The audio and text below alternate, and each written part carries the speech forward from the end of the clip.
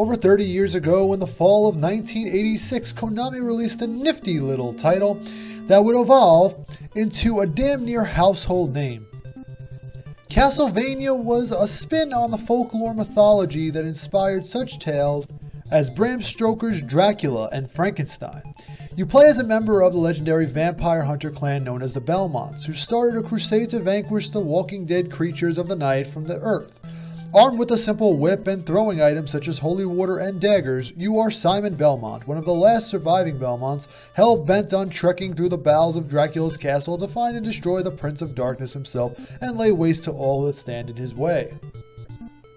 What's going on, everyone? Great Talon here, and today the prey, in case you haven't guessed, is going to be the classic titular Castlevania game from the NES era. Back in the 8-bit era, we're going to first of all, we're going to focus on graphics. I apologize. Back in the 8-bit era, where the colorful palette of sprites reigned supreme, you will find much to gaze upon here whilst traversing the stages. The colors of the characters are pretty rich and deep, and even Simon and Belmont himself look solid for the most part. Environments, whether it be within the walls of the castle or outside in a courtyard, appear to be quite vivid for the most part, and I found little questionable discolorations while playing through the game. The performance, on the other hand, once again, most likely because I was playing on an emulation on the Castlevania Anniversary Collection on the Nintendo Switch, which just released a few days ago, had some frame dips here and there, while there were, I would say, 3 or more enemies on screen that were once jumping at you. It was not as apparent as, say, Ninja Gaiden was on the NES via the Nintendo Switch Online app, but it happened occasionally, but it did not last longer for than half a second at a time when it was occurring. Next, we're going to talk a bit about the gameplay and the control scheme. Here we have another nifty 2D side-scrolling action game where you lash at enemies with the whip and also can shoot projectiles at them if picked up in the world that are either dropped by foes or found when whipping candles in the environment. Simon's whip can usually take down enemies in 1 or 2 hits, but other enemies like knights or in suits of armor will actually take more like 5+ hits, and having a bottle of the holy water does help to purge the evil within. You're also tasked with some mild platforming also, and have to jump to avoid gaps or duck and get out of the way of some of the traps, as well as giant cleaving axes at times while making it through one of the stages. You also need to be weary-eyed and dodge enemy projectiles and attacks, as if you are hit by them, Simon is knocked back a few feet. This can be a life or death scenario too at times, meaning if you are hit by, say, a fireball, you'll not only lose 2 or 3 bars of HP, but get knocked back a few feet and risk falling off a ledge or down a pit and lose a life and be forced to go back to the last door you entered, which was considered the last checkpoint. You can replenish your HP bars by finding hidden butterball turkeys in walls, which you can destroy by cracking your whip against them. How Simon hasn't died from dysentery from all those turkeys he devoured that were sitting inside of a concrete walls for weeks upon months or even years upon end is quite the mystery itself, though.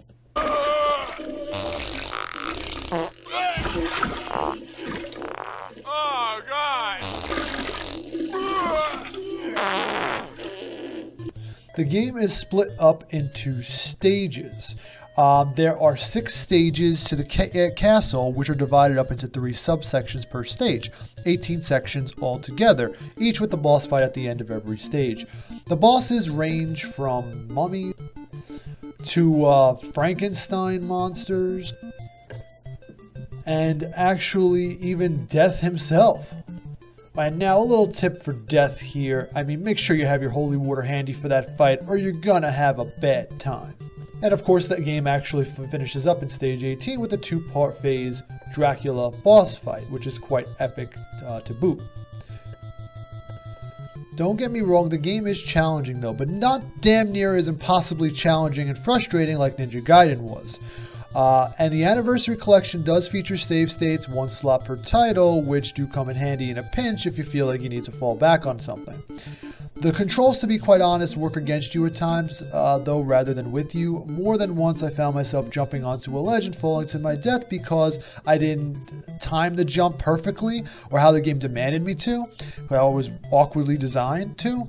Another complaint I have, or nitpick rather, is going up and down staircases actually felt like really stiff and kind of, dare I say, slow churning. And if you fall or happen to drop down certain staircases, it means you will fall to your untimely death and have to revert back to the previous checkpoint or door you last entered.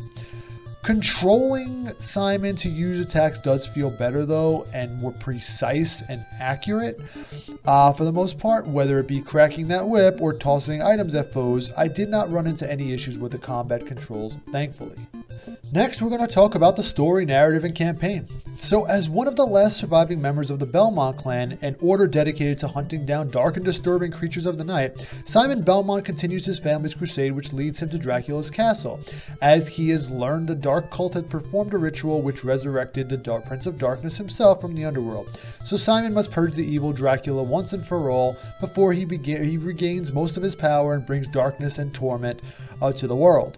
I have to be honest, for an 8-bit game launching the same year as The Legend of Zelda, it really is committed to having a compelling backstory in a world with such rich lore that will only evolve and be expanded upon as the years and decades progress. There is minimal text pop-ups, and the story is mainly told visually by actions carried out by characters on screen. It wasn't until the sequel, Simon's Quest, where more text iterations were introduced.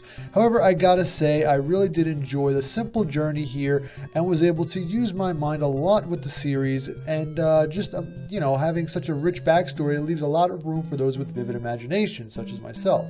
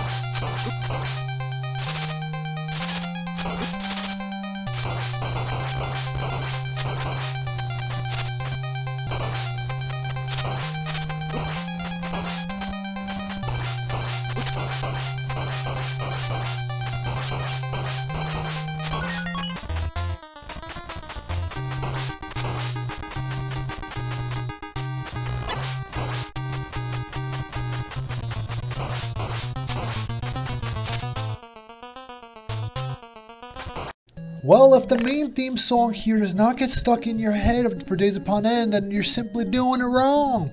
The infamous title track and main theme is easily one of the most recognizable and catchiest tunes to date, rivaling even the Mega Man 2 theme song.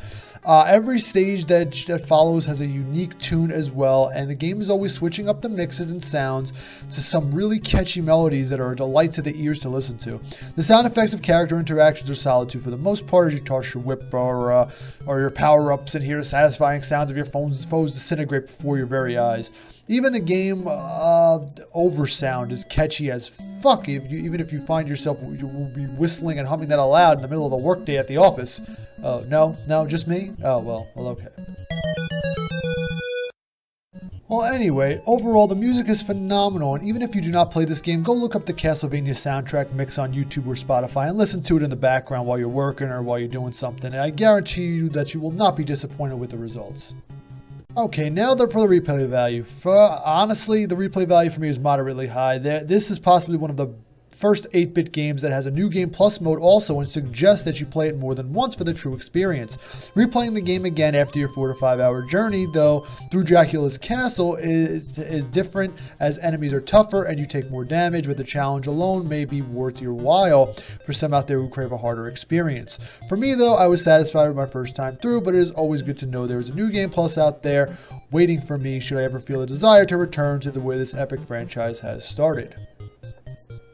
And now my overall score, drumroll please, 8 out of 10.